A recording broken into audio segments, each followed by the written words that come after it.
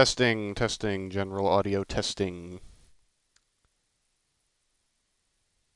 Come on, playback, get up here.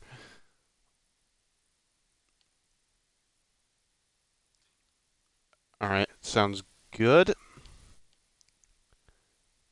We are live, and we are technically unaffected by any sort of bad thing.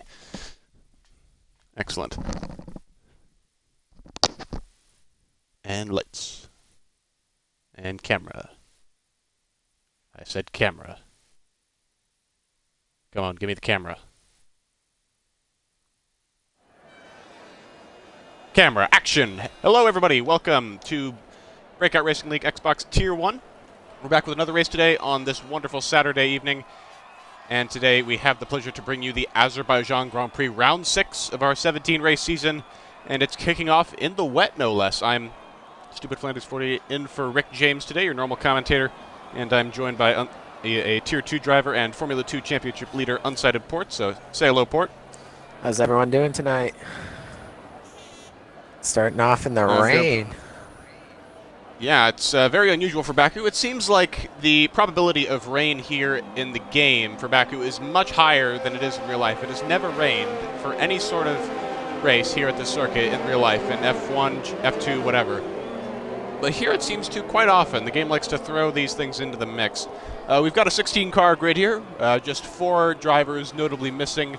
And those are the Alpha Tauri of Saxman24, who unfortunately isn't here today to help out his teammate Taylor Clan, as well as the Racing Point of Ham Newton, the Haas of Zach JW, and the Alfa Romeo of Joe F1.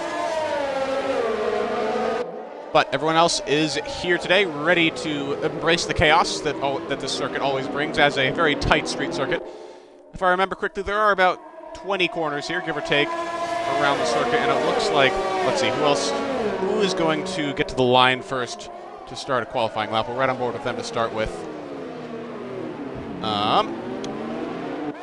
He's in there somewhere. One of the Renaults, it looks like. And yeah, it's Chandler. Correct, Chandler, the Tier 1 coordinator, lobby host, and current pack leader. He'll be the one to start a lap here at the Baku City Circuit. And if I remember correctly, yeah, it is almost exactly 20, either 20 or 21 corners here at this circuit, so we'll be going under that assumption. And once Chandler goes out onto the absolutely gargantuan front straightaway, we'll be able to do a little onboard lap, a tour, if you will, of this wonderful track. Well, some drivers wouldn't call it wonderful just because they crash out of it quite a lot, but it's great for the viewers, let's say that, and especially for the commentators. See Perondi quick rundown lining up behind Chandler there. He's going to get some nice slipstream. It looks yeah, like BRL there's Perondi 3 of and the them in a Williams. row. Perondi's been absolutely dominant so far this year. He's won 4 of the first 5 races so far this season, and the race he didn't win in, he finished second in. That would be Vietnam. But anyway, Chandler now coming up to the line, and we're going to ride on board with him for this first qualifying lap at the Baku City Circuit. Into turn 1, huge braking zone, easy to lock up as you see Chandler do there on the intermediate tires. Usually a fourth gear corner in good weather, but third gear here. Into turn 2, another tight braking zone, 90-degree left-hander. Normally a third gear corner in any conditions, but it looks like he had a bit of trouble getting the power down here. This would normally be the first DRS zone on the track, but of course DRS is disabled for these wet conditions.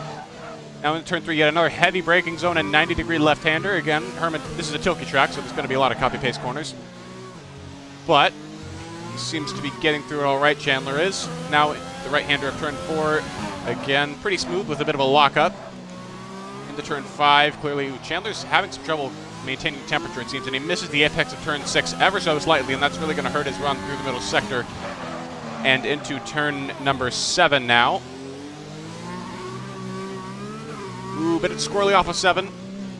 Keep the car in check there through the castle section. The castle section is one of the narrowest areas on the entire Formula 1 calendar, not just this track, making up turns 8, 9, and 10. And then the left-hander of 11, slightly downhill and off-camber, as you can see there. Chandler getting through there pretty well, no lockups that time.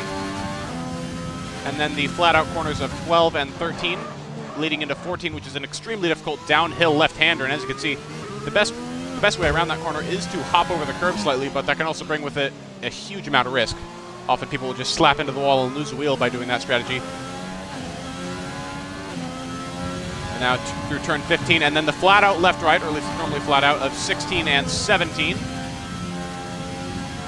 And very hairy and wet conditions, but Chandler is, again, handling it pretty well right now. And then you saw that final slight kink to the right. That was 18. Pit lane entry is pretty long here, and there's a bit of a kinky chicane in that pit entry as well to slow the cars down. Chandler setting the fastest lap of the session with a 151.582. BRL Perondi coming in right behind, less than 2/10 behind, 151.737, and VRT Wallman in the Red Bull a little more distant with a 152.171. Hekatra in the Ferrari seems to have made a mistake on her lap. She only got a 156.5, which is significantly off the pace. And it looks like we've got a Haas stranded in the castle section. I think that's FinFan. That is FinFan. Yeah, he lost it going into the castle section and now has to figure out how to get pointed the right way again. Yeah, it looks to be that way. The other Renault of Meanfern coming across the line for a 152.6. That's going to be a provisional 5th. Hoopalicious in the Ferrari also setting a 152.5. FRA Formula coming in with a 153 in the Williams. Not the best lap from him either. I'm sure he'll want to improve on that later on in the session. This is an 18-minute qualifying session. Keep in mind, it's 18 minutes because it is short qualifying. So shorter session compared to what you would see in real life or in our realistic tier, which runs on Thursdays and which is also commentated by me. And we're already almost a third through the session here, and some people haven't even finished their first flying laps. So just goes to show how long the lap at Baku is. In terms of pure distance, Baku is actually the second longest, I believe, the second longest circuit on the calendar, just behind Spa-Francorchamps in Belgium. And it has one of the longest lap times, too. In the dry, you'll normally see high 130s around here, maybe the low 40 and lower tiers. Although, of course, that gets pushed into the 50s and maybe a couple high 40s when you get light rain into the equation. And Meanfern slaps the wall in the castle section. I don't think he was going for back-to-back laps there, so he'll just be able to pit and not lose too much time. But, yeah, I think Chandler goes fastest. Oh, yes, Chandler in the Renault. But no, Perondi. Perondi goes fastest now with the purple third sector. Impressive laps there. 150.464. Wow. Chandler, actually, I don't think Chandler improved on his time. It looks like he's in the same place as he was before. Chandler and Perondi have a 2-second gap almost to the rest of the field. Yeah, let's take a look real quick at the chat. Pogs OG and Exia who are usually the people who tend to host the stream right as it starts, have indeed hosted it. So thank you both for the extra viewership. Hopefully they're getting in some extra viewers. I'm not sure what their view counts are exactly. And HRT Heatwave, one of our Tier 4 drivers, saying FinFan for the win. FinFan botching his first lap majorly, going into the runoff area into the castle section, as Port pointed out. So he'll be hoping to improve later on. I believe he lost quite a bit of his wing as well, so he's going to have to pit. Actually, is FinFan on a lap right now? Let's check real quick. Indeed, he is, and he's well down on his previous time by nearly 20 seconds. Of course, that would make sense because he binned it on his previous lap. But he is going strong here on the front straightaway through 16 and 17. You can see that very nice view there showing both the front straight and one of the back straightaways in the middle sector. I believe that was Axe going through there on the right-hand side. He's set a time of 152.1 already. FinFan comes across the line, and he's going to get a 152.2. A very respectable time, and as you can see, quite a significant improvement, to say the least, on his previous attempt.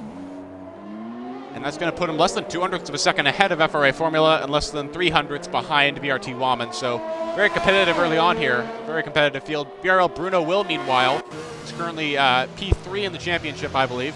Yeah, he is going P3 in qualifying as well with the 151.0. 047 to be exactamundo. Who else is coming across the line soon? I see a Mercedes. I believe that's going to be by Juggernog. One of the guys hasn't set a time yet, but he's invalidated, actually, so forget about him. Axe F1 also coming across the line soon, but I believe he's on an out lap, if I'm not mistaken. No, he's doing an in lap, rather. No, he's improving, actually. He's improving his time up to a 151.7. It's not going to get him any more positions, but he has improved at the very least, so his 5th place is a little more secure because he did that lap. B-Dunk, meanwhile, in the Mercedes hopping up to 151.3, which is 4th place at the moment. Taylor has crashed in the castle section. He hit the wall hard. Oh, Taylor in the AlphaTauri. Ooh, yeah, he's losing it. He's lost his entire front wing. Look at that. And I was about to say, before you interjected with that important incident, Deer Hunter in the Racing Point, the sole Racing Point today, It just set his time a 1:53.8. Something must have gone wrong there because that is not a very fast time at all. But something I should note, actually, Port, can you see this too? The track is drying up. The rain stopped. It has. And this is going to completely change the face of qualifying. So forget about Bruno Will, who actually just put in the fastest lap of the session. He is not going to be ruling the roost for the rest of this session because once the track dries up a little more, some of these guys could get dry tire runs in right at the end. And that would give them an absolutely ginormous advantage, over 10 seconds per lap. If they get that advantage, then this session is wide open. It doesn't matter what you've done so far. Everyone's going to have their slate wiped clean here once the weather dries up and the dry tires become viable.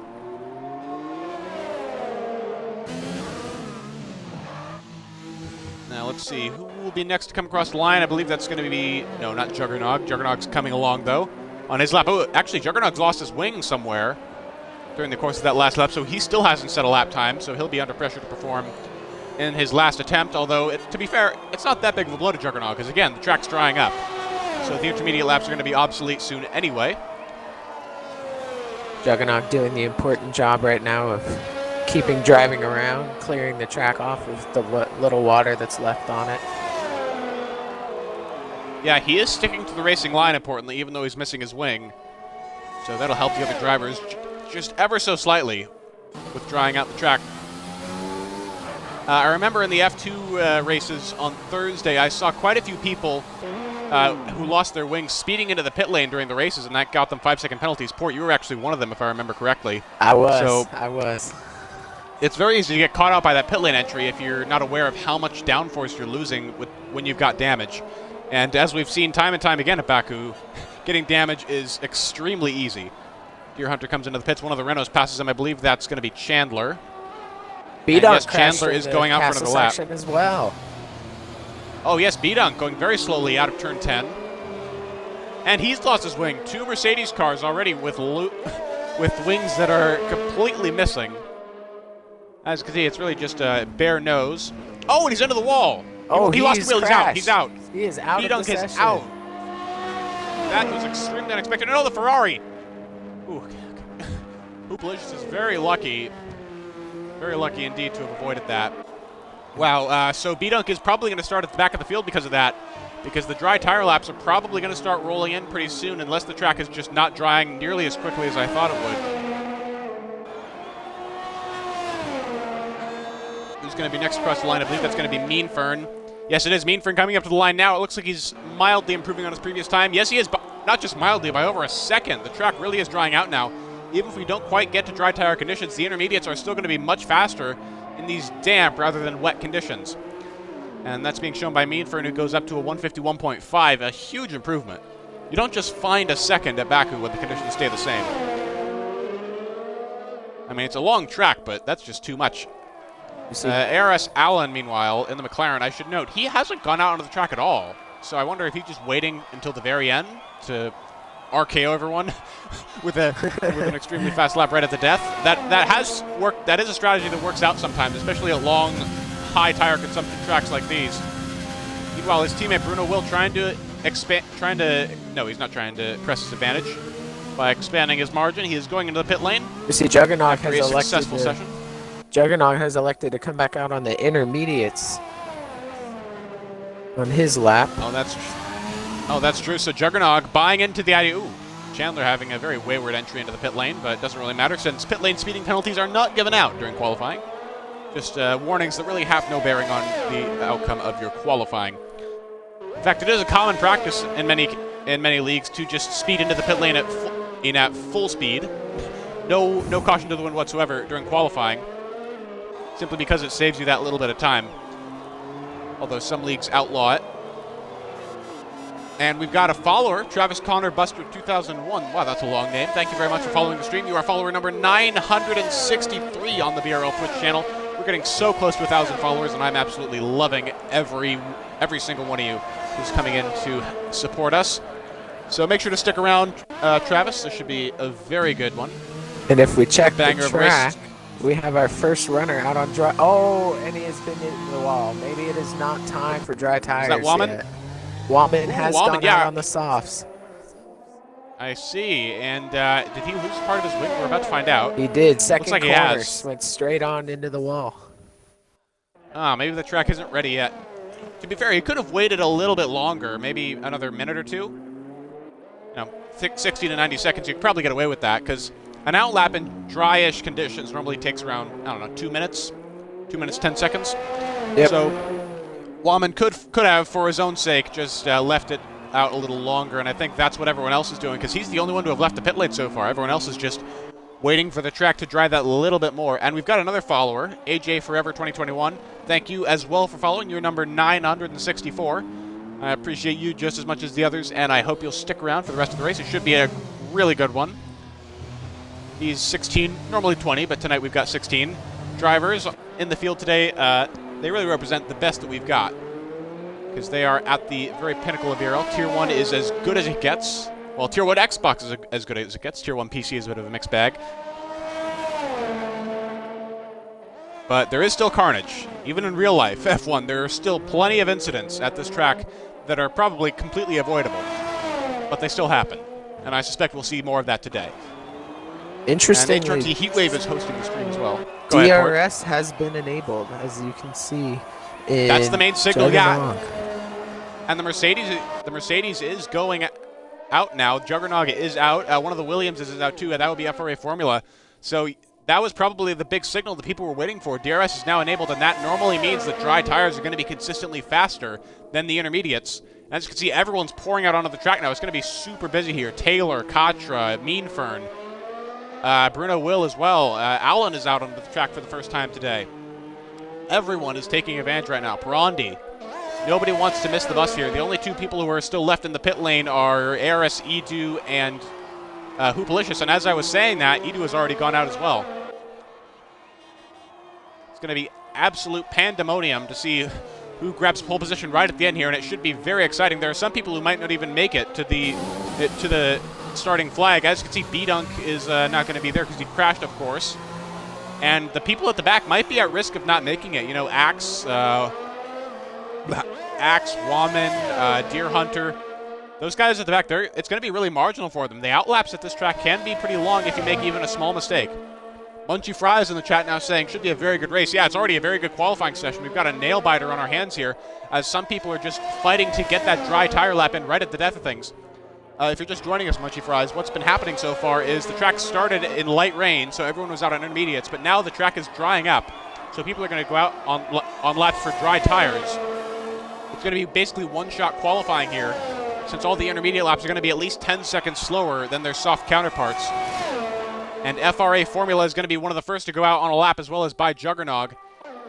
Actually, let's see how Juggernog is doing out front. Let's see if he can set that purple first sector that's so crucial around here.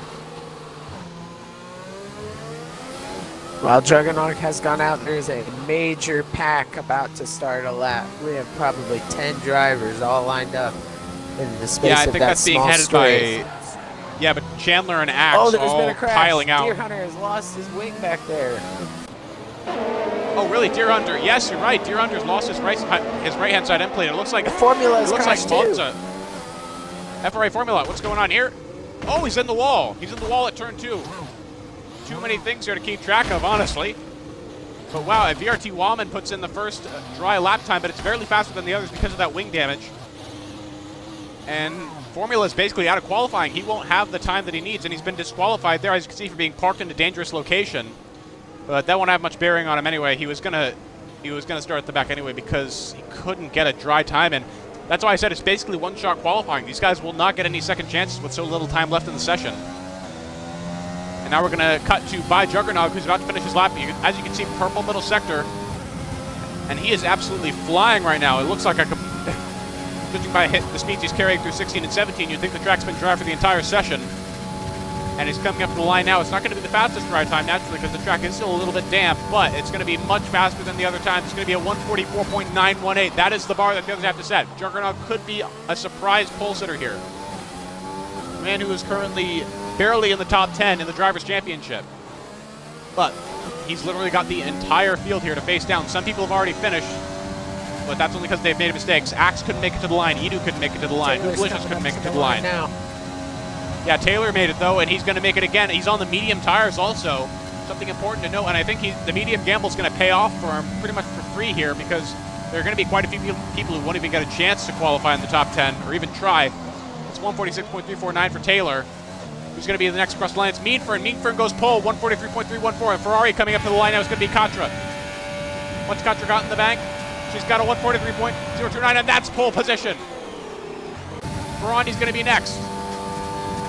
We have and a that's whole a 41-2. That's drivers. Again, pole position. The Haas of FinFan is going to be next after that. And he goes P3. Chandler goes P2. Now the whole train of cars right at the end who couldn't make it. And that's the end, folks. What a hectic qualifying session right at the end. That was almost... The 13 of you that have tuned in early. The 13 of you that came... Almost 5 drivers there. Did not make it. Yeah, 6 actually, including Bruno Will. Bruno Will and B-Dunk are both going to be extremely out of position. Also, this was probably a pretty good break for B-Dunk, actually, because so few people made it to the line. B-Dunk won't have to start at the back despite his crash. He'll start in P11, which will give him free choice of tires and half-decent track position. But here are the drivers that could make it to the line. BRL Perondi snatching pole position. The championship leader getting a 141.252, the absolute class of the field right at the end, performing very well under pressure. Chandler's going to join him on the front row, followed by Hey Katra, FinFan, and Meanfern, rounding out the top 5. Juggernaut will accompany Meanfern on the 3rd row, and then Taylor in 7th. Taylor got a lap in on the mediums, a very audacious move from him, so watch out for him throughout this race. He's going to be on a different strategy from the others. And then the last one was VRT Wallman, who, despite his very botched outlap and him jumping the gun on going out on dries, is still going to start in the top half of the field because he was so audacious. A lot of excitement in the chat right now, it would seem. Skeppy's in the chat. BRL Bailey, HRT Heatwave, XHRC, all of you are very welcome here. And it looks like it's going to be a dry race. We're carrying over right from qualifying, it looks like, conditions-wise. Because, yeah, it looks exactly like it did at the end of qualifying. So I suspect it'll be a dry race with okay grip, let's say. Yeah, cooler track temperatures. I'm just checking the driver list real quick to see if anyone joined late. Nope, I still count 16, so no one is going to start at the back. Splats PT saying, yo, late night F1 league race. I will take it. Let's go. Welcome, Splats, to the chat. Make sure you follow if you haven't been here before. And this is going to be an absolute treat. Qualifying was already amazing. And hey, just as I say that, Splats promptly follows the stream. Thank you very much, good sir. Your follower number 965. We're really getting close now to that awesome 1,000 goal. And we're on the grid now. The drivers are taking this brief time, about a minute to 90 seconds, to dial in their strategies, their tire strategies, which we'll talk about in a sec with Port, and maybe make some minor setup changes to the front end of the car, as well as picking your tires if you're outside the top 10.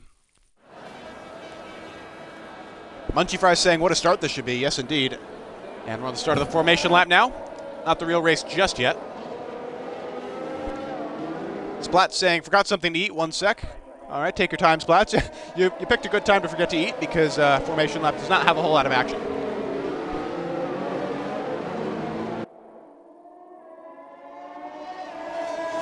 And Skeppy recounting the time when he was still in Tier 1. I believe the last time he was in Tier 1 was Season 4, if I remember correctly, back on the F1 2019 game.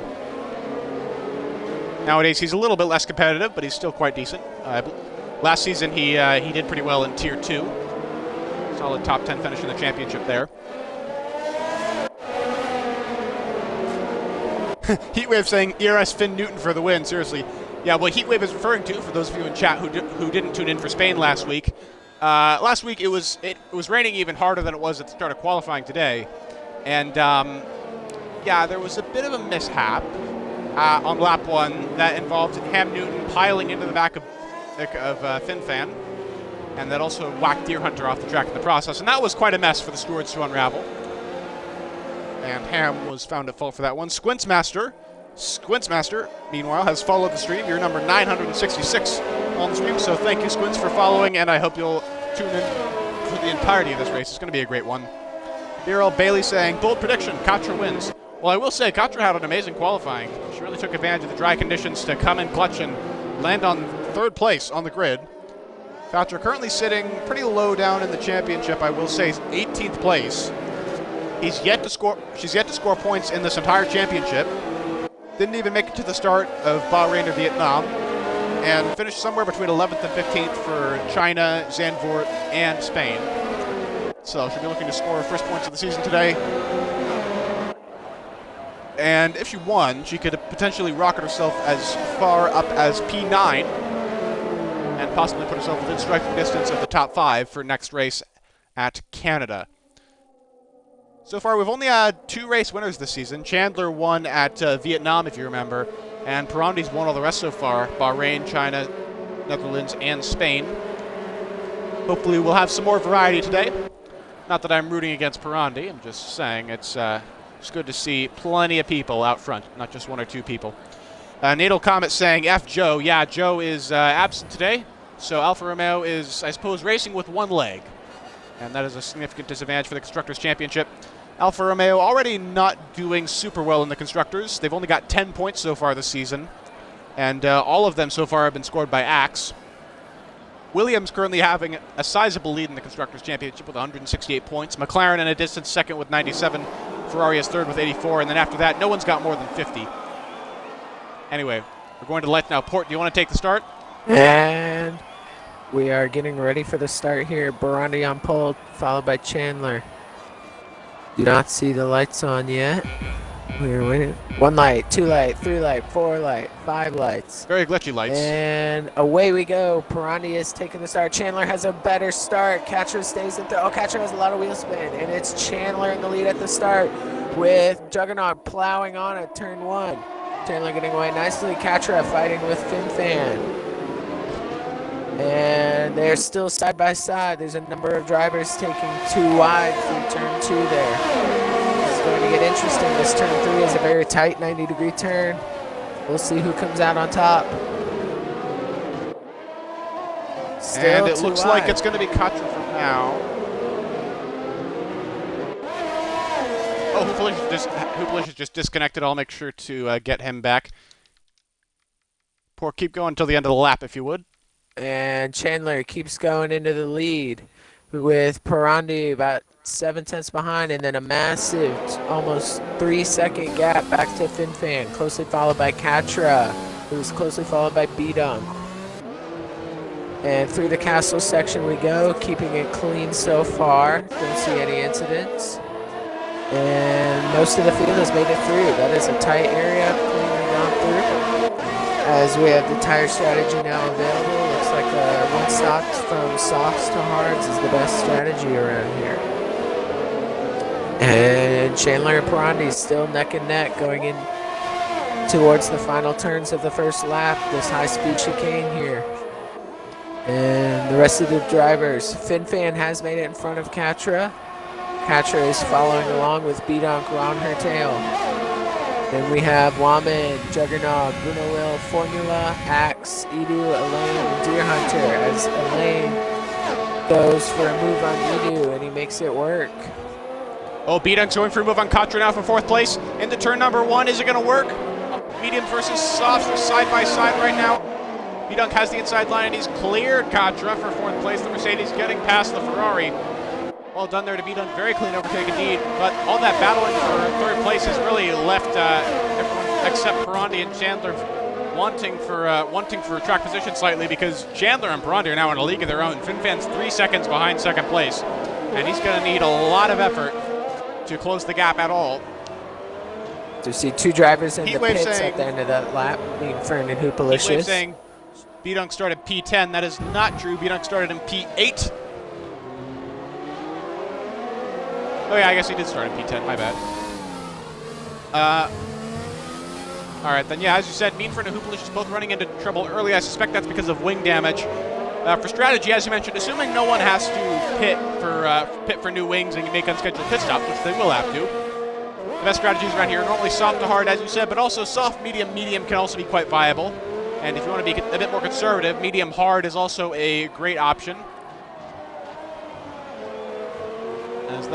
And that's actually what Chandler was lining up to do, I believe, or what he would have done. But yeah, actually, he's did Did everyone get free choice of tires? I don't remember, because the qualifying session started wet, but it ended dry, so that's a bit of a gray area. Yeah, I'm not sure on the rules on that. I believe it was Meadford who was going to go medium hard, but he ran into trouble early, so forget about that. So you see Katra anyway, it looks like Chandler might be lining up a move on B-Dunk here as we go down the main straight. All over the back. Broken away slightly. Couldn't make it work. For moving to turn 1. BRT Wallman right there behind them in the Red Bull, ready to pounce, ready to capitalize on any mistake they make. Maybe B-Dunk holding everyone up ever so slightly because, well, he doesn't have DRS yet. DRS has now just been enabled at the start of this lap, and Katra has it, Wallman has it. But also, B-Dunk's on the medium tires, which are not going to come into their own for another few laps or so. The softs are going to remain the fastest tire for 5, maybe 6 laps before the mediums take over and that crossover point arrives. B-Dunk picking up the pace slightly now. If he's able to ditch Katra and break the DRS before the pit straight, he'll be in a very good position to go after FinFan for P3. Looks like Axe F1 has made an unscheduled pit stop for damage. Indeed, let's go down to the Alfa Romeo driver real quick. Fresh medium tires, fresh wing, and clearly Meanfern and Hoop were not the only ones who ran into trouble early on there. Going to the castle section now, 4th, 5th, and 6th, and now 7th is getting involved as well. By Juggernog is right there. Looks like Taylor had a bit of a moment. He's fallen back off that pack. Heatwave saying if Equalion enters, it's free choice.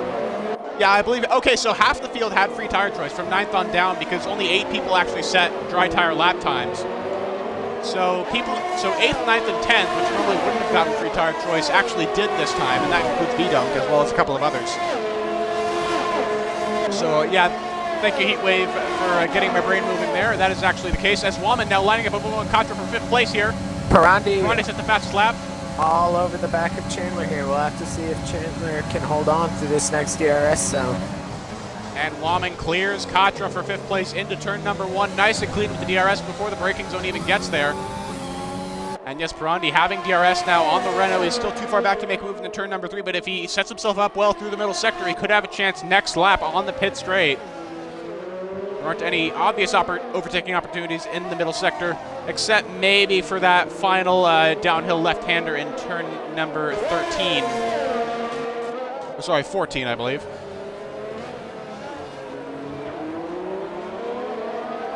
Chandler seems to be much stronger through the technical sections of the track.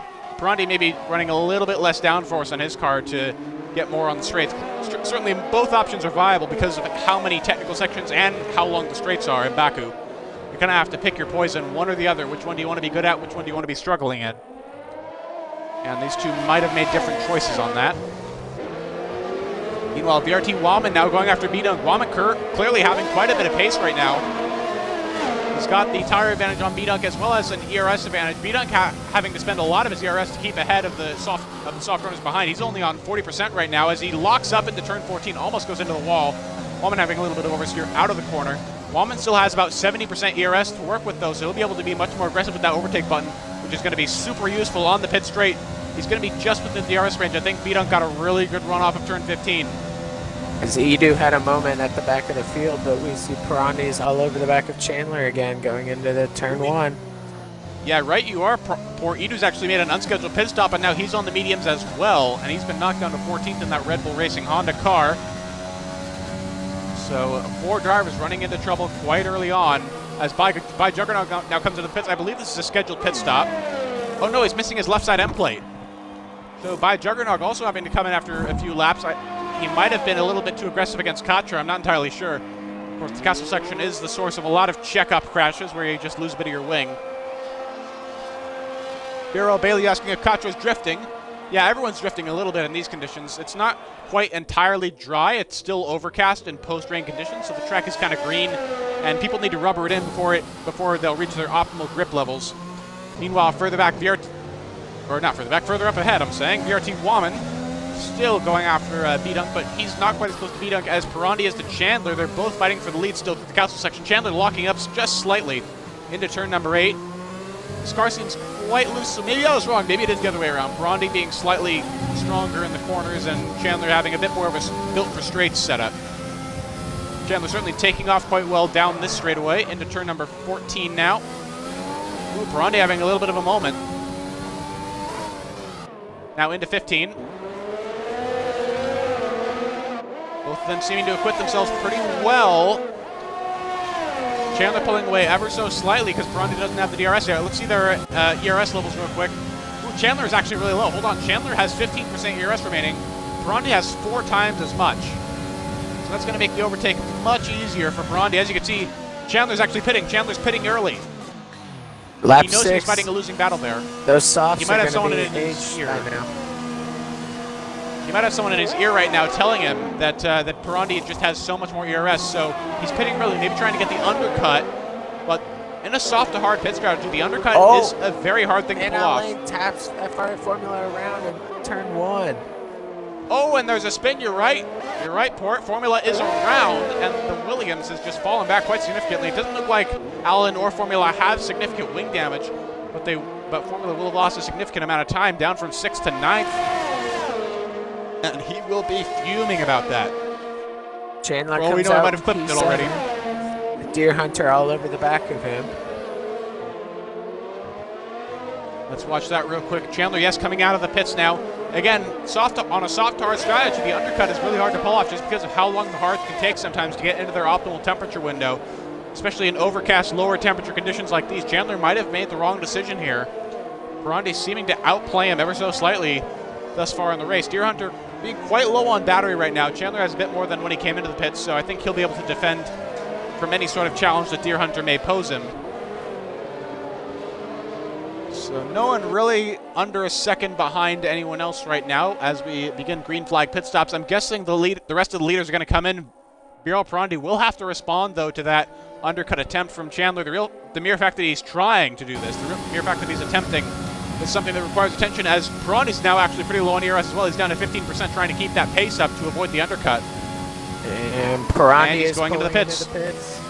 Ooh, that was a late move to the left, too, but he is coming in. Will Fin follow suit? No, he won't. Fin staying out, and he's going to inherit the lead. Wallman coming in as well off of his soft tires.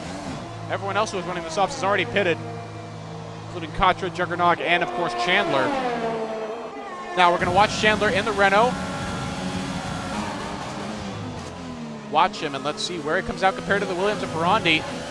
Oh, they're side by side. They're neck and neck out of turn number 1. Who's going to get it? It's going to be it's going to be Perondi. Perondi ahead, but he's on colder tires. Hold on, he's on cold tires straight out of the pits, so it might be difficult for him to defend here, but Chandler got held up so much in turn 2 because of the awkward positioning there that Perondi may have just been able to take the overcut there. He had such an astounding in-lap, and it's going to pay dividends for him now, as Chandler might not be able to keep up here. He might just have to cede the position, and Perondi looking good right now for taking the lead, taking the net race lead to possibly get his 5th win in the 6th race of the season. Meanwhile, ARS Allen further out front trying to chase down his teammate Bruno Will. He is on better tires, but does he have enough pace to keep going and keep catching up? We'll have to see soon. V-Dunk, meanwhile, catching at FinFan at a rate of knots. The crossover point is there. I think FinFan's waited it out too long now. Medium tires at this stage, 6 laps, 7 laps of age, are going to be a bit, just that little bit faster than softs now because of that degradation. And it's showing. V-Dunk has caught FinFan significantly this lap, and if FinFan doesn't pit this lap, I am going to be very surprised. V-Dunk has used up a lot of his ERS trying to keep up with FinFan here. When he inherits the lead, if FinFan fits, he's going to be tough pressed. He's already under 10% ERS. Yeah, FinFan's pretty low as well. If any pits, FinFan does come into the pits as I predicted. Do a very wayward entry. Almost ran into the wall there, but he does avoid the 5-second penalty for speeding. And V-Dunk will indeed inherit the lead. Hey, that rhymed. Splat saying, Perondi has beast, goddamn. Yeah, pretty impressive outlap, huh? And Formula pulls off Perondi. The move on Deer Hunter.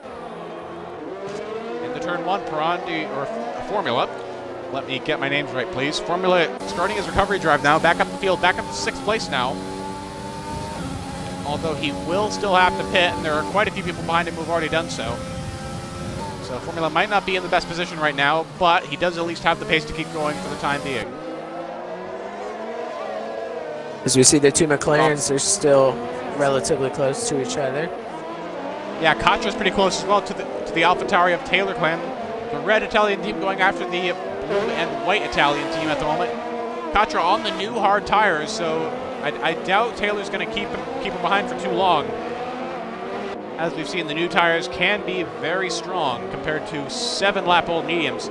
That's just how fast the tire degradation is here at Baku. That 6 laps difference just makes a world of difference on track. Katra not quite catching through the middle sector. Actually, oh, she's losing ground. Wait a minute. Taylor's tires still have some life left in them at the very least. The pit window for mediums is going to be around lap 11 or 12. And we're certainly not there yet, so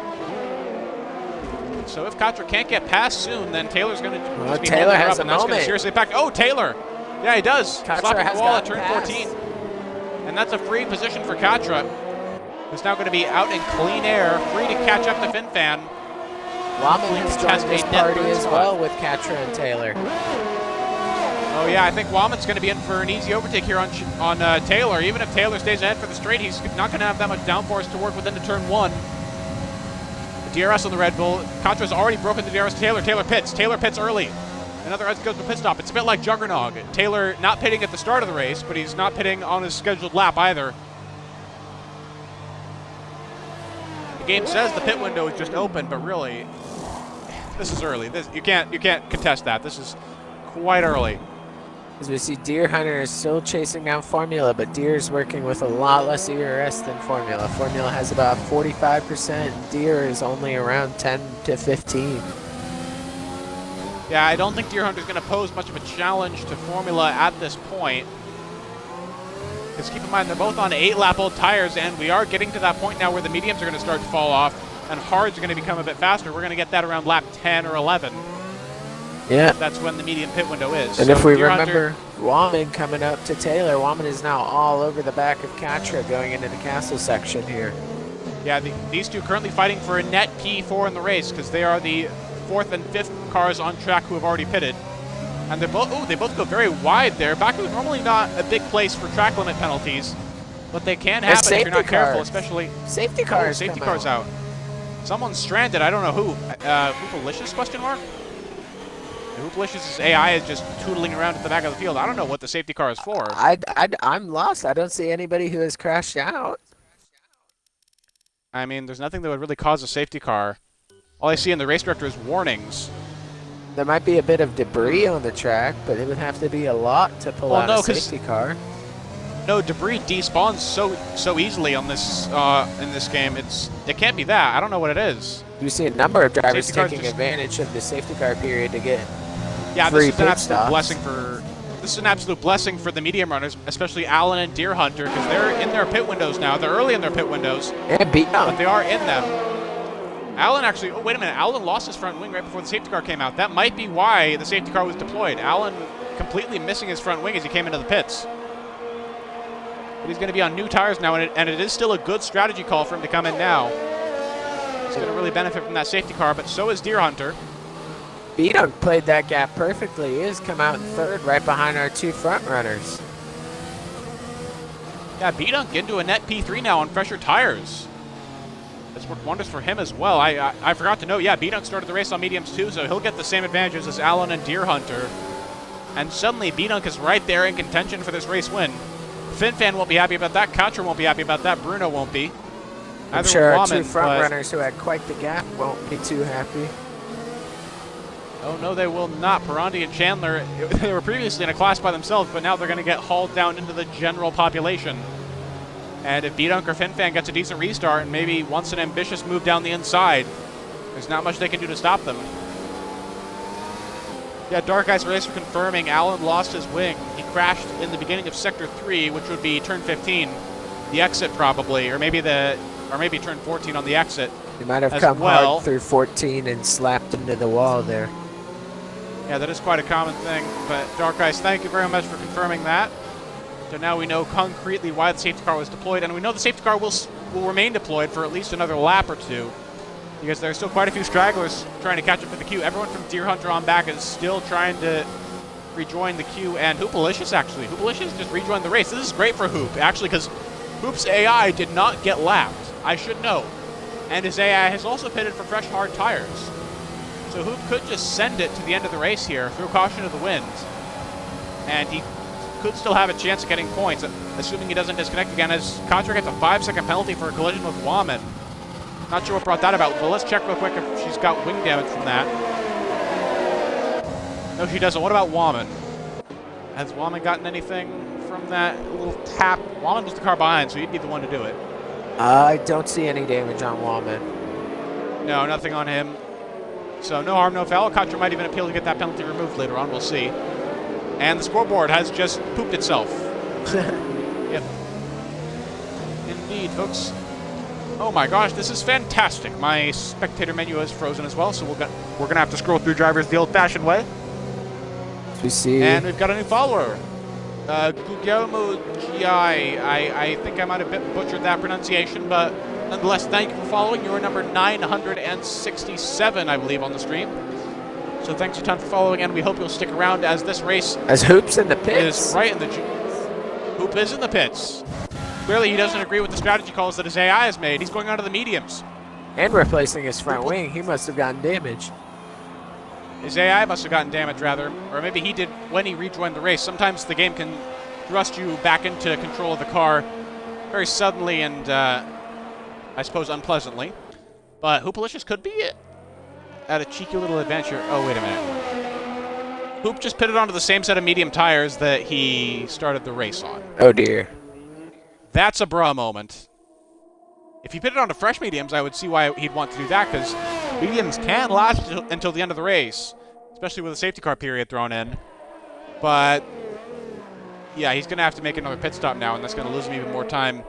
If I were him, I'd make the pit stop this lap. Go back onto the hards, maybe. Not going to be happy over there. If he had pitted onto fresh mediums and he didn't have to pit again, then he could have caught up to the queue just now, because the safety car is still not coming in this lap. It's going to wait out It's going to wait it out again for Hoop, but he's going to have to pit again, so the safety car will leave him behind. The safety car will not wait up that long just for one driver. So Hoop might have just ruined his own race here after his connection ruined it for him once. Things going from bad to worse. Juicy Jellyfish, another follower. Safety car in this lap. Oh, it is coming in. That was a late call. All right, BRL Perondi effectively becoming the safety car then, bunching the queue up in preparation for the start. One driver that will not be joining them is Hoopalicious, but thank you very much, Juicy Jellyfish, for following the stream. You're number 967.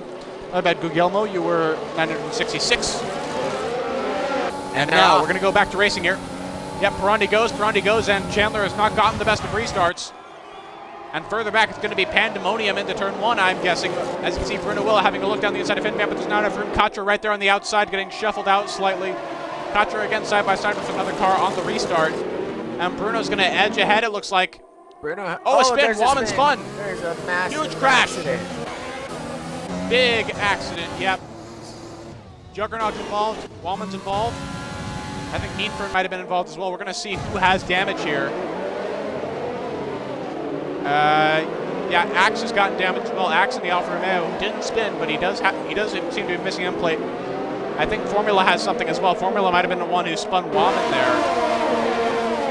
So a ton of people getting thrown out of position by that, and we're going to move back up to the front where the top five are roughly equidistant right now. Perondi, Chandler, Vidun, Fitban, and Bruno. Bruno has a whole heap of pace on the medium tires.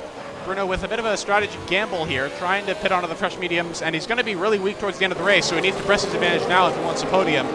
As Juggernaut gets a 3-second time penalty for track limits warnings. And Katra goes wide in turn number 12.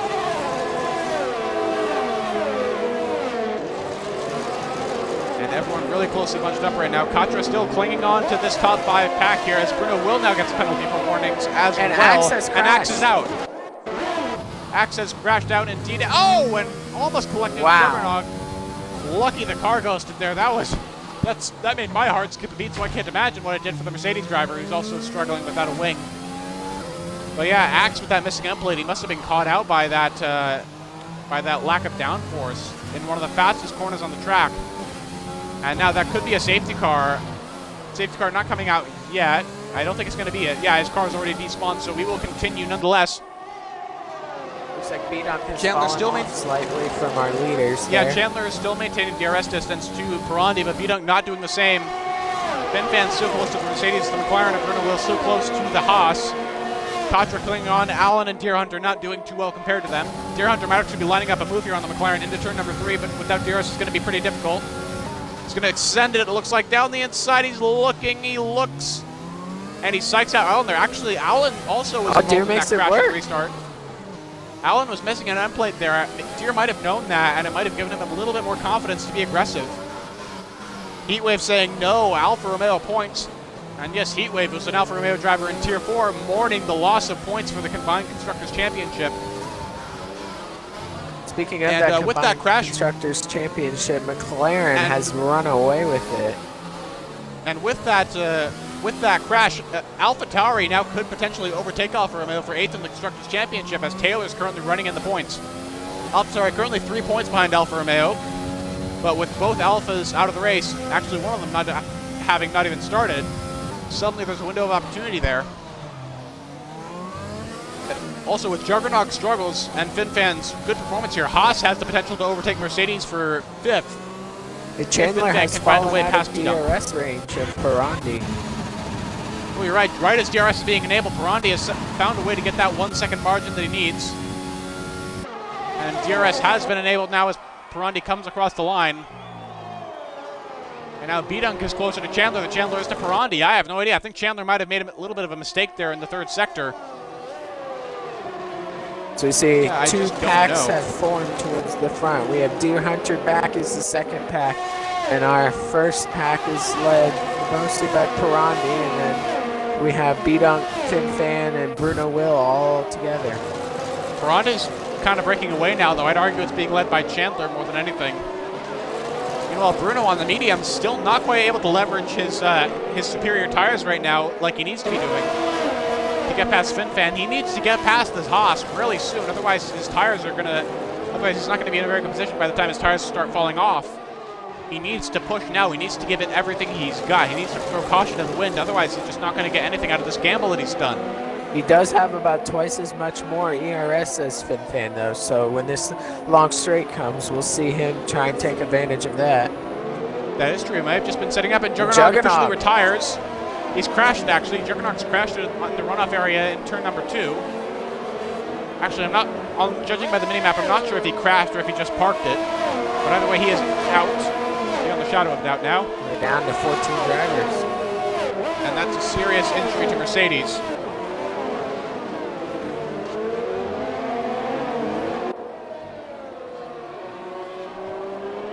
No, Heatwave. Actually, Joe was in Tier 1 with Alpha, but Skeppy just confirmed in the chat a little while ago that he's left the tier. I'm not entirely sure why, and Bailey's saying that Ritzy and Skeppy are Tier 2 Alfa Romeo, which sounds about right to me. Meanwhile, Taylor now setting up a move on ARS Edu, who's on harder tires and older tires. And Bruno gets it done for FinFan for 4th. You're right, he's into 4th place now. And forget about Haas overtaking Mercedes as the Haas falls to the McLaren. And Taylor gets past Edu for 9th place as well, so AlphaTauri edging ever closer to a extra place in the Constructors' Championship. But FinFan need not be despairing here. Bruno can't rest on his laurels right now. FinFan is still right there behind him, and if he can stay behind him for long enough, then FinFan will eventually get the tire advantage. It'll swing back to him later on in the race. Looks like Bruno has gotten within DRS range of B-Dunk again. Yeah, B-Dunk not able to close the gap to Chandler, though. He seems to be struggling despite having newer hard tires. He can't quite leverage the track position that he luckily gained during the safety car period. He might not be able to go any higher than 3rd place here.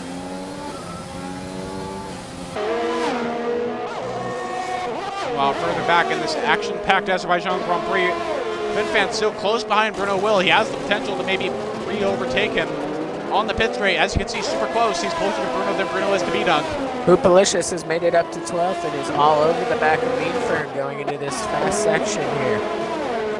Oh yeah, that's a great point. He's right on the back of the Renault. Hoop trying to climb back up into the points to help Ferrari in the Constructors' Championship and, of course, help himself and the drivers. Hoop currently sitting 2nd place in the championship. But Bruno, as it stands right now, Bruno Will in 3rd is going to take a huge chunk out of him. So he needs to watch out for that.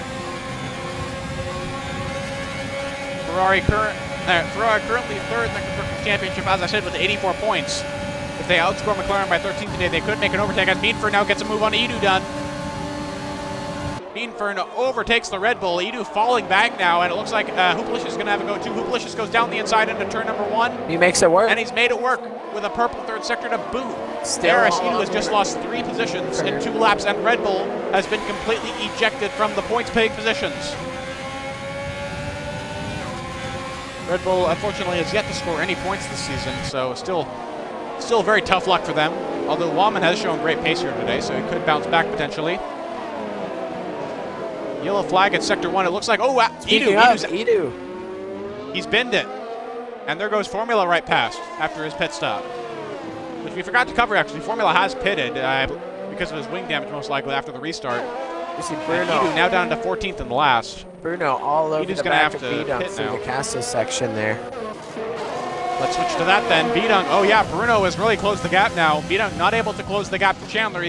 Actually, B-Dunk has gained a tiny bit on Chandler this lap, but the thing about that is he's still not within DRS range, so as long as B-Dunk is outside of the 1 second gap range, it doesn't matter how close he is. Bruno is still going to be harassing him all the way to the bank. And Alan's out. Alan's crashed. Speaking of McLaren drivers, Alan, I think, is brought out turn 14. Safety car. On the entry to turn 14, look at that. I'm not sure what caused it. He might have lost his wing there and he was caught out again, like what happened to Axe. I'm not entirely sure, but yeah, the VSC is out. And suddenly, losing second place in the Constructors seems like a much more possible outcome here for McLaren. With both Ferraris currently sitting in the points, although Hoop still has to pit. 10. Yeah, Hoop will still have to pit, though, keep in mind, because he was on that scuffed tire set when he pitted onto the safety car, making the mistake of not checking whether he was putting on his old or his new set. That is true. So I suppose Wallman is actually in a net P10, possibly in a position here to give Red Bull their first points of the year. Keep in mind, Wallman has that penalty, though. True. But other people will probably accrue penalties over the course of the race, as is the case with track limits. And the VSC has ended, and we're back to green flag running, and Perondi has pulled out even more time on Chandler. Chandler's pulled out some time on B-Dunk as well, so clearly not everyone's sticking to that delta religiously.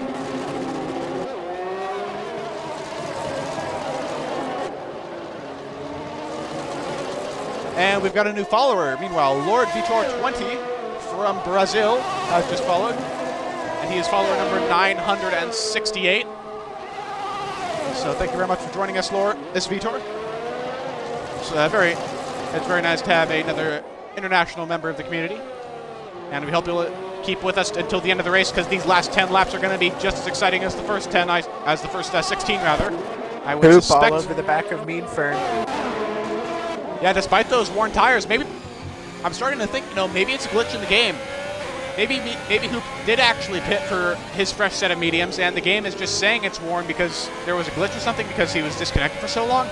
I'm not sure, but Hoopalicious has all the pace of someone who is on just 3 or 4 lap old medium tires rather than 13 laps old. And he's going to get past Meanfern here on the pit straight. Look at this. The closing speed is crazy between them as he gets DRS. Maybe a little bit of overtake to help, but he just breezes past. Would you look at that? Yeah, I think Hoopalicious is on fresh mediums after all. He is not showing any signs of slowing pace.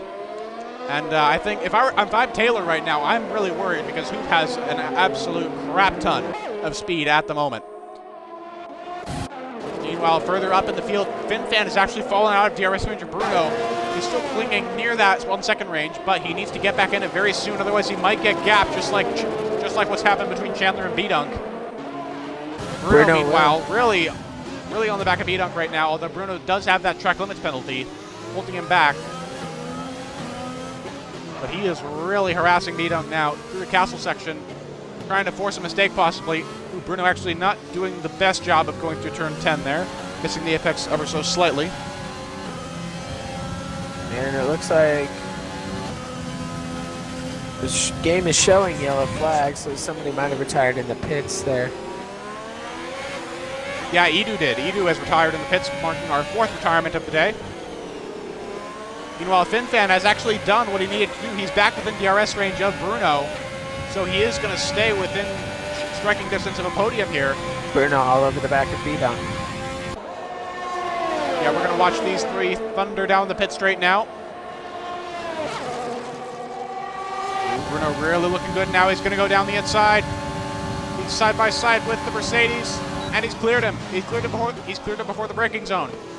Bruno will into the podium places on lap 19 of this Azerbaijan Grand Prix, and he is looking very good right now on pace. Hoop is about to overtake Taylor. You're right, Hoopalicious right on the back of Taylor. He has to back out of it at the last second. It looks like, oh, but Taylor locks up in turn 1. And Hoopalicious has gotten another opening. Hoop forcing a mistake and going into 8th place. He gets it done. Bit of a sluggish run off of turn 2, but he's still looking really good right now. And Hoop could potentially catch up to Deer Hunter before the end of this race. Bruno putting a bit of a gap on B-Dunk already. Yeah, 8/10 the gap at the moment. He could break the DRS potentially before the end of next lap. Not with that mistake, though. Locks up and very slow into the castle section. Yep, and the gap comes down ever so slightly. FinFan, meanwhile, seems to have recovered a bit of pace. Maybe he was in tire saving mode for the last 5 laps or so, because now he is closing the gap to B-Dunk. He could potentially snag 4th place here. And keep in mind, 4th place could turn into a podium because of that penalty that Bruno has. If B-Dunk and FinFan could just keep it clean and keep it close, then whoever's in front of the other could overtake Bruno on penalties and get that rostrum spot. Back in 10th place, the fight for that last point is on between Wahman and Meanfern, though. Yeah, and Taylor's still right on the back of Hoop. Could potentially have an ongoing battle there. But Wahman, I'm sure, will be desperate to give Red Bull their first points of the season. You know, Perondi has run away with it. He is over 4 seconds back to Chandler. Yeah, I haven't even noticed that Perondi's on a class of his own right now. Chandler was able to keep up before the safety car, but right now on these hard tires, he is just absolutely nutso on pace. Wahman now getting DRS on the Meanfern.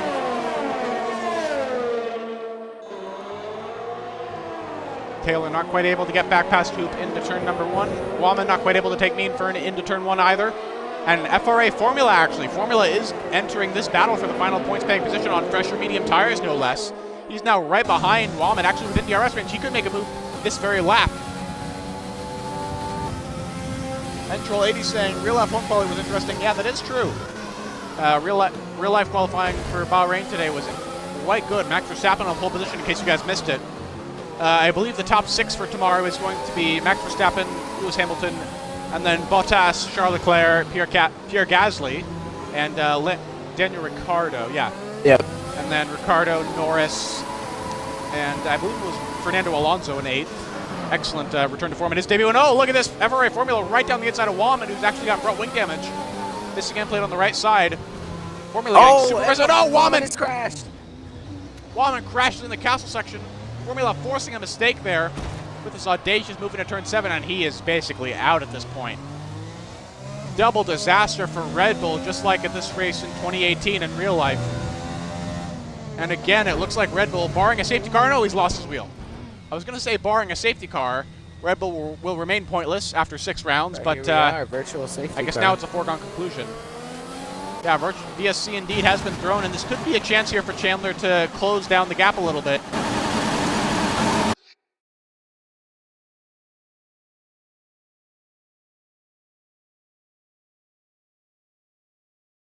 Everybody holding steady in the under virtual safety car. And we are back to green flag racing. And looks like As Chandler has made up a bit of time to Perondi, but still not a lot. We have FinFan all over the back of B-Dunk here. the VSC ends, racing resumes, and my controller just died on me. So I did a real quick tactical battery reload, and now we are good to go once again for this Azerbaijan Grand Prix. 6 laps to go. Hopefully it'll be incident-free.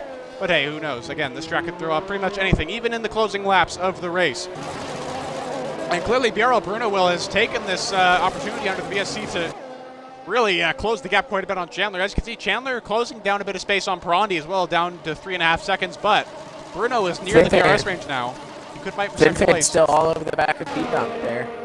Yeah, that's true. FinFan and B-Dunk still duking it out for what could turn into a podium place because of Bruno's penalty.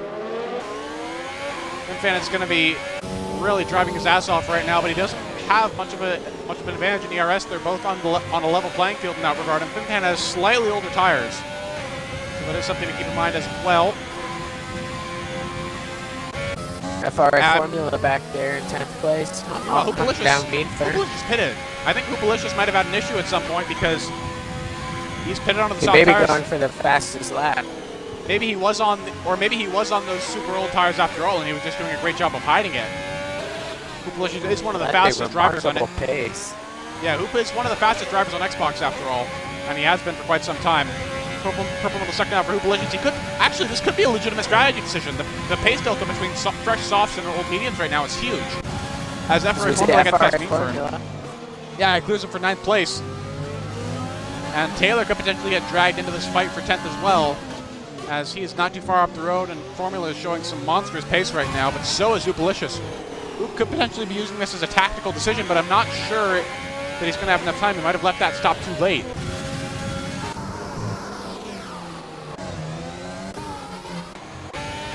Well, further up the field, FinFan still keeping up with B-Dunk quite easily, but he can't quite get past. I don't know, it might be something about B-Dunk's car. Maybe he's running higher downforce. It just makes him stronger in the middle sector and keeps him just out of overtaking range for the pit straight. FinFan's still looking very good, though, still very close. Although it could also be FinFan with the high downforce setup, because he's having quite a hard time on the straights, it seems. Now B-Dunk has used a lot of ERS to keep FinFan behind, though. Yeah, the lockups are real, says Entrol. Yes, indeed, there's been plenty of lockups all day and all night today. These drivers are not using ABS, so lockups do happen pretty easily. B-Dunk under 10% ERS now. That's going to be a pretty big advantage for FinFan, even if he's not using overtake. Could be a potential change here. A change for 4th place, which could be a change for the podium. But yes, as Bruno Will does have that penalty. B-Dunk stays ahead again. Again. He's just clinging on for dear life right now. And FRA Formula, hold on, Taylor. Sorry, Formula makes a move on Taylor Clan, and he's up to 8th place now. What excellent pace from FRA Formula on his fresher tires. In the closing laps of this race, he is almost definitely going to catch Deer Hunter before the end here.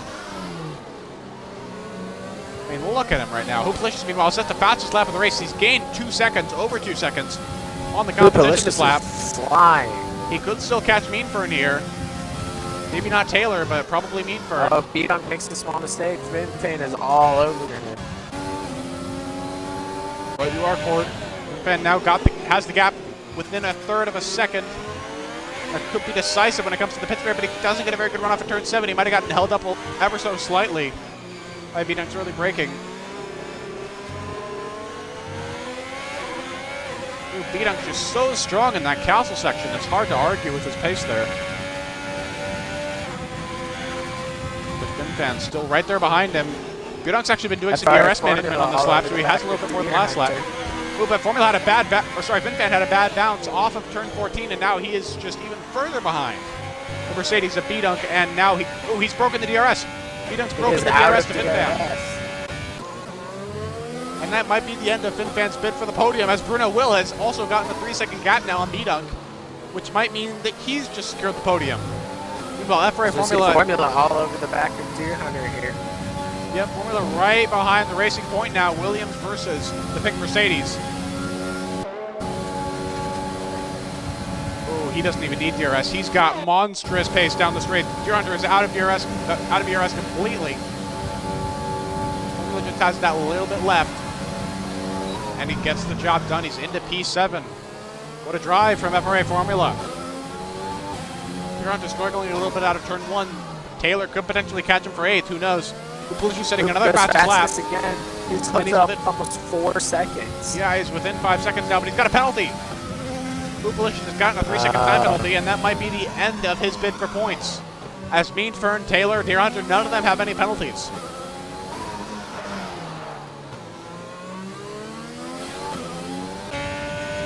Bruno Will slightly catching up to Chandler, though, under 2 seconds. FinFan falling behind the 2-second range now of B-Dunk. Katra gaining ever so slightly, but I don't think it'll be enough to contest 5th place, especially with her penalty.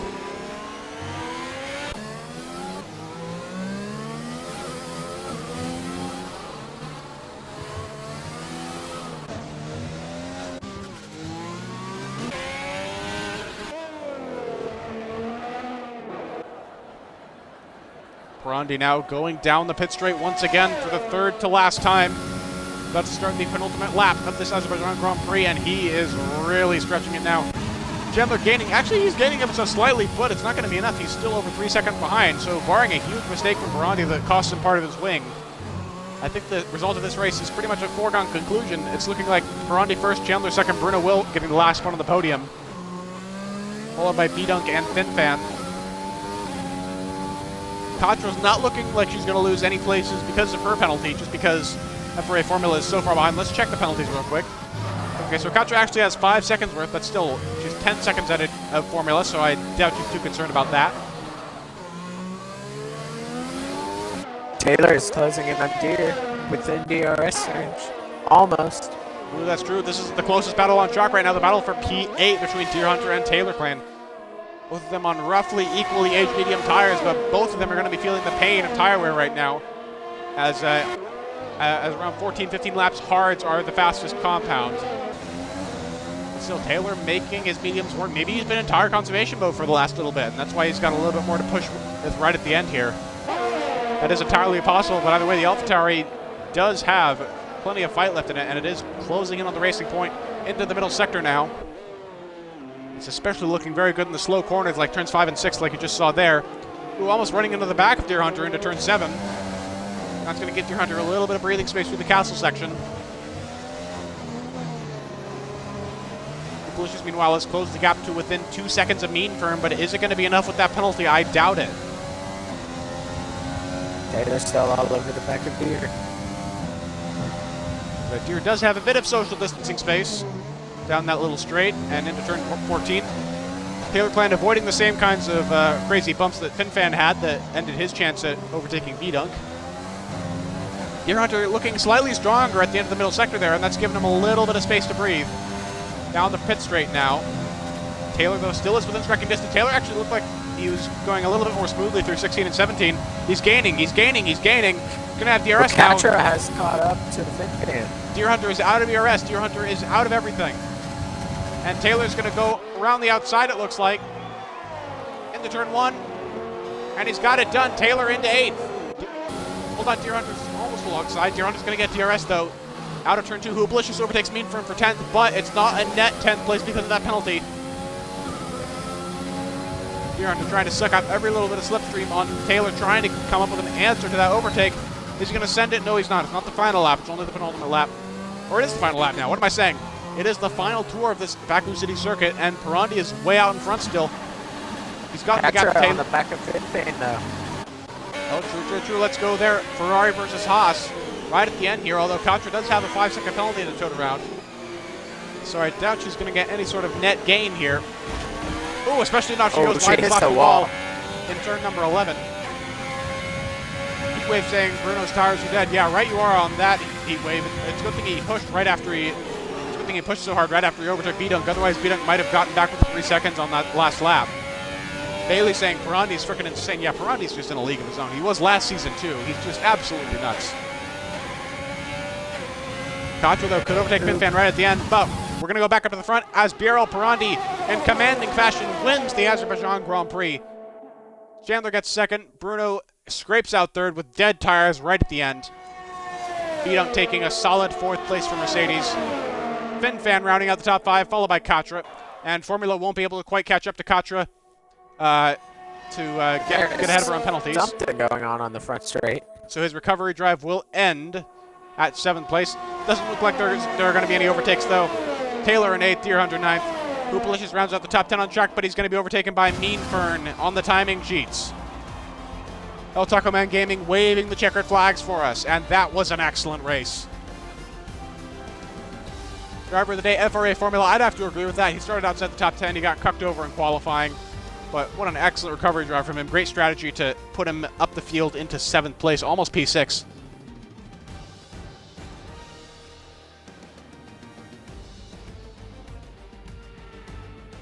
But what a race that was tonight.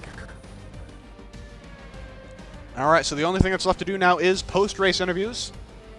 Port, I'll go ahead and let you take care of Bruno and Chandler, and then I'll come in to interview the winner, Perondi. All right.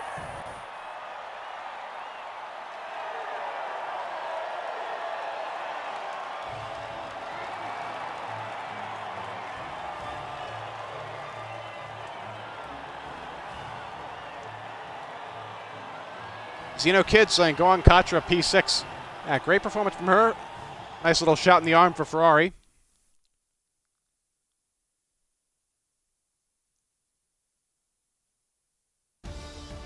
And with this performance, Chandler is going to make a couple of moves in the Drivers' Championship. He's going to overtake ARS Allen for 5th place with that 2nd place finish. And he's going to get very close to the back of FRA Formula, who thankfully did some damage limitation. Uplish is taking the fastest lap of the race, but it's not going to count for him, so I think the fastest lap credit is going to go to FRA Formula, because he had the fastest lap of anyone within the top 10. So he'll get that bonus point as well. Other than that, B-Dunk is going to overtake FinFan in the championship for 7th place. They were tied going into today, but B-Dunk finishing ahead makes the difference in that. Axe F1 is going to fall down a bit behind Mean Fern. Actually, no, Mean Fern's going to stay where he is, because he didn't get that much. Mean Fern overtaking Ham Newton for 13th, but that's about it. And Taylor Clan, with his strong 8th place performance, is going to move up to 14th, tied for 14th with Ham Newton. And he's going to overtake Zach as well in the standings. As for the constructors, let's see what changes there are there. What are the changes? Nothing much in that regard, actually. Renault's going to expand their advantage over Mercedes slightly. And Mercedes expanding their advantage over Haas as well for 5th. Racing Point getting an okay haul of points today. And Alfa Romeo and Red Bull getting nothing. So actually, I should note, Taylor's 8th place positioning means that AlphaTauri is actually up into 8th in the constructors now, ahead of Alfa Romeo, because of Joe's DNS and Axe's DNF. So let's see, we've got Chandler in the party. Not sure why the others aren't joining yet. The other two was All right, yeah, I guess it makes sense because they're from Brazil, you know, dodgy connections, and maybe they don't have mics. So I guess we'll go with Chandler, and I'll leave that to you, Port. Chandler, what a race that was. At the beginning, you and Perondi were out on a league of your own, and then after the safety car period, Perondi kind of escaped from you a bit, but held on solidly for P2. Yeah, the result is good, but the pace is not. That was just dreadful for me. Like the last 4 or 5 laps, I kind of started figuring it out, but I just lost so much pace, it feels like. And Perondi has gained pace, he definitely has. But as for myself, it's just pace has been horrible. So the result, like I said, is good, was good, and that start was good. But after that first round of stops, the pace was just gone. There's nothing to show for it. Hard tires are struggle around here, eh? Yeah, they were going off for me quite a bit. My tire wear has just been horrible lately, and they got up to 77%, I think, coming to the line, which is higher than what they should have been.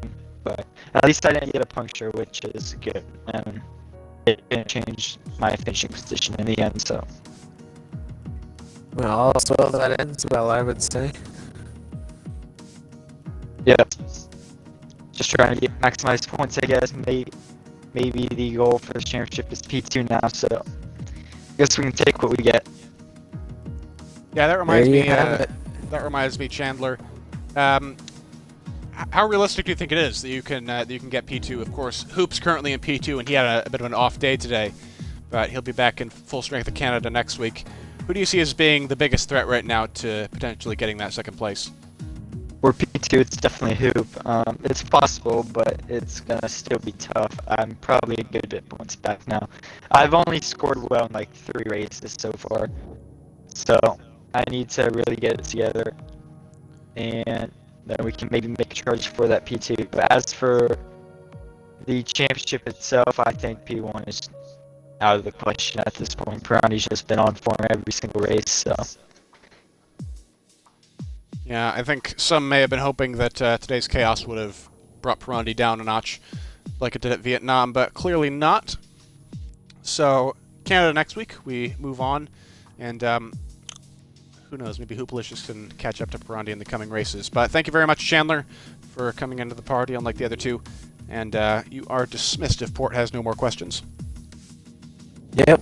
Great result today. Good drive. Keep up the good work. Yep, thank you. All right, before we go, I just want to shout out the rest of this week's race schedule and shout out a couple of new followers as well. TIR Pumpy1, thank you very much for following right at the end. And Marcus Faros Controlau, I'm not sure if I pronounced your name correctly, but thank you for following as well. We've got 970 followers now on the stream. Absolutely insane. And we should easily reach our goal at this point for 1,000 in the next week or two. Rob Unique asking in the chat, who will win the first F1 race? My guess would be Max Verstappen, just because of his pace so far this weekend, and Mercedes being not quite on the ball. And Rob asking, will EA ruin F1 for Codemasters? I doubt it. EA's been giving their studios a lot more independence recently. Yeah, so I don't think Codemasters, judging by what EA has described the relationship as, is going to be affected too much by the purchase. They're going to have more money and resources, obviously, because EA is absolutely huge. But I doubt the quality of their games will be affected much. People are making a little bit too big of a deal about that. But anyway, for those of you who are tuning in still through the interview and through the follower shoutouts, thank you very much for watching. And our next race, so Sunday is an off day for BRL, but we're going to be back here again on Monday for Tiers 5 and 6. Tier 5 is going to be at 7 p.m. Eastern Time, if I remember correctly, 4 p.m. Pacific, and midnight British. And after that, we'll have Tier 6 2 hours later, so 9 p.m. Eastern Time, 6 p.m. Pacific, and 2 a.m. British. And then after that, we're done. And we'll move on to next week, which will be realistic. Next week is going to be Canada, round 8 of our 17-round season, almost at the halfway point now. And Canada should be extremely exciting. We'll start the Canada week off with realistic this Thursday at, what is it again? Oh, yeah, of course, 7:30 p.m. Eastern Time, 4:30 Pacific, and 12:30 a.m. British. And I hope to see you there. So this is us signing off. Thank you very much for tuning in to BRL Tier 1, and we'll see you again very, very soon, on Monday specifically.